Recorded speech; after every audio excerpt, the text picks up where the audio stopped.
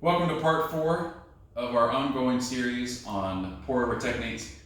We've done the Melita, we've done the Kalita.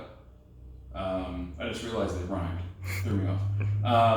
And now we're going to talk about the most popular way of doing the pour-over, which is the V60 by Hario. We're going to change our ratio slightly.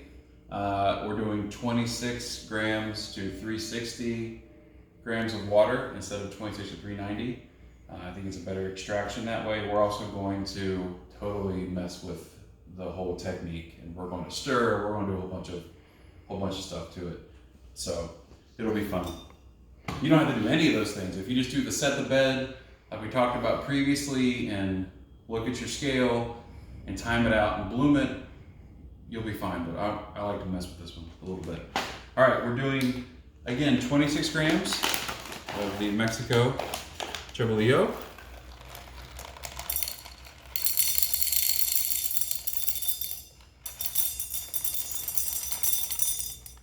By a scale. Have I said that already? By a scale.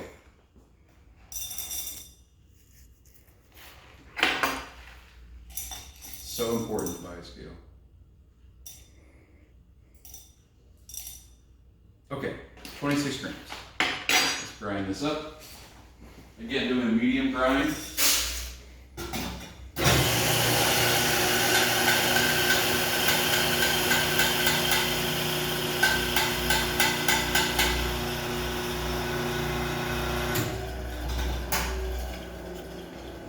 Looks like table salt. That's the grind you're going for. These, the V60 uses these cone filters versus the Melita, which had a flat bottom to them. It's important as well, like we said before, to pre-wet your filter once you put it into the instrument. Get rid of all that paper and everything else. Put that there. Oops, I turned off the scale when I should have tiered it. But doing that will do the same thing.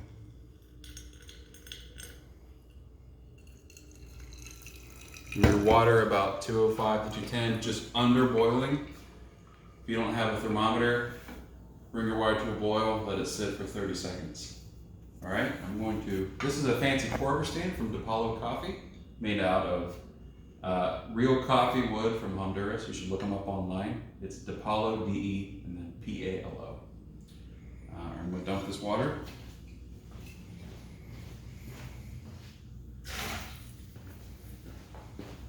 All right.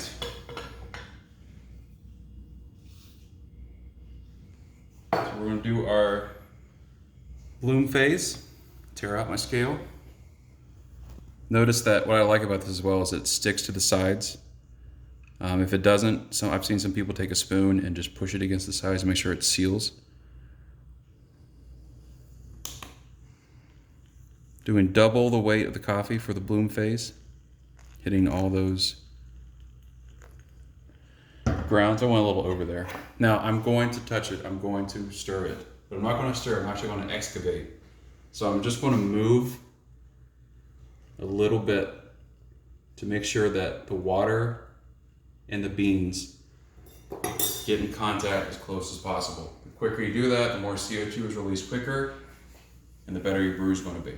You don't have to touch it, but if you want to, mess with it. That's fine. Just don't move it too much. All right, now I'm going to go all the way to 360. You can set the bed and let it go, and then bring it back up like we talked about before. But I'm going all the way to 360.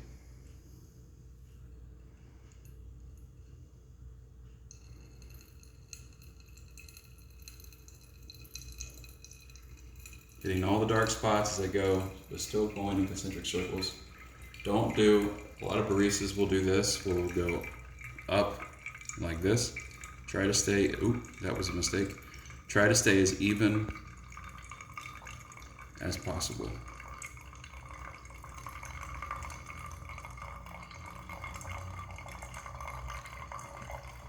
No, I'm gonna try. Rinse this off real quick.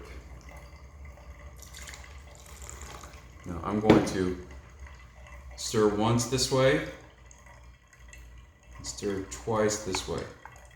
What that's doing is that's going to release all of the grinds from the side. It's also going to create a circular motion, which as the coffee and the water go down, is going to hit everything evenly as it goes. So we'll let that sit. We're at 2 minutes. It's a nice little circle. Again, you don't have to do this. You can just set it and forget it and leave it alone.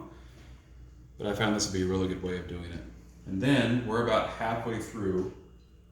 I'm going to give it a little bit of a shake to even out the bed at the bottom.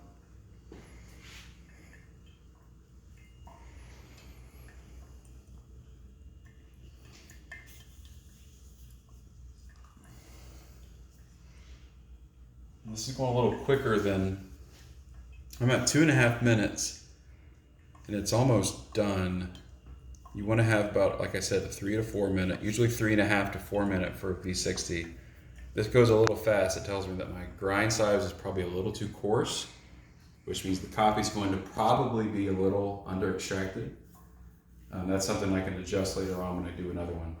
All right, it is draining out, completing now at 3 minutes and 10 seconds-ish. There you go. There's your V60 pour over method. Again, you can leave it, you can bloom it and then set the bed and just keep that maintained level like we've done with previous videos. Or if you want to stir it and play with it as much as you want to, that's what's great about coffee, is that you can be creative with however you brew it. As long as you keep that, your grind size, your water temperature, and everything else, you should be set.